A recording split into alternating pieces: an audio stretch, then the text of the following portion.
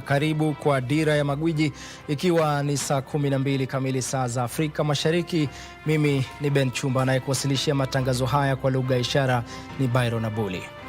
Na baadhi ya wazee kutoka eneo la Mlima Kenya Mashariki wamemuidhinisha naibu rais Kithure Kindiki kuwa mgombea mwenza wa Rais William Ruto katika uchaguzi mkuu wa mwaka ujao.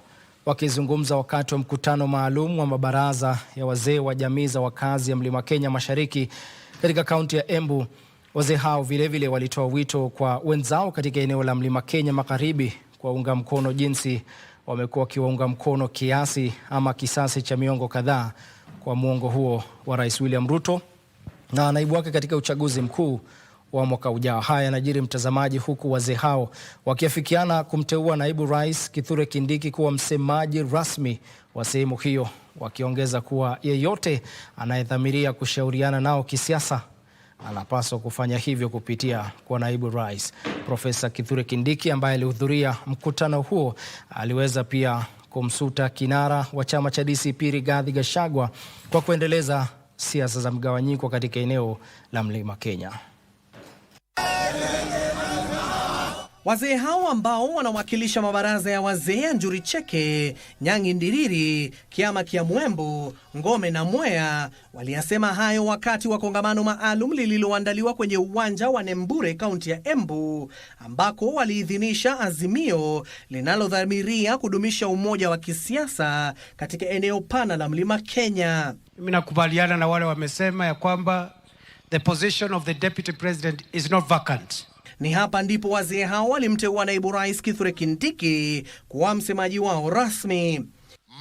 Entire Mount Kenya region, including the support for the re-election of His Excellency President Daktari William Samoei Ruto and Deputy President Professor Kithure Kindiki. Mimi sitawaangusha.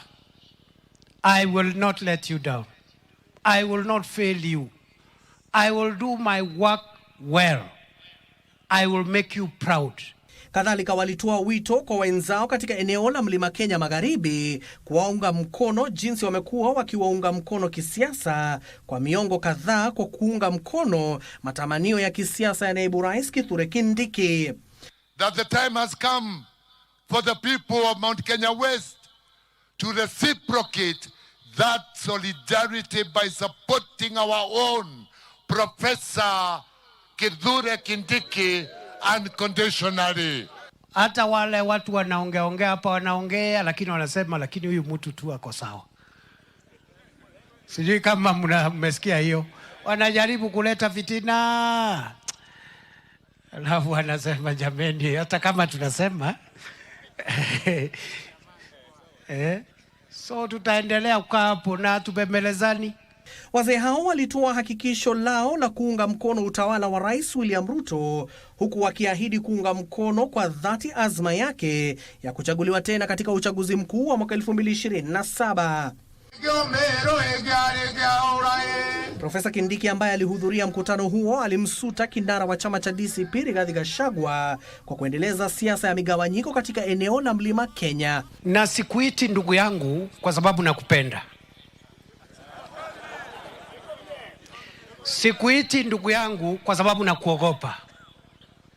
Nakuita ndugu yangu kwa sababu wazee wa jamii zetu za Gikuyu, Meru na Embu na Mbere waliniambia ya kwamba jamii yetu ni moja, kwa hivyo wewe ni ndugu yangu by blood.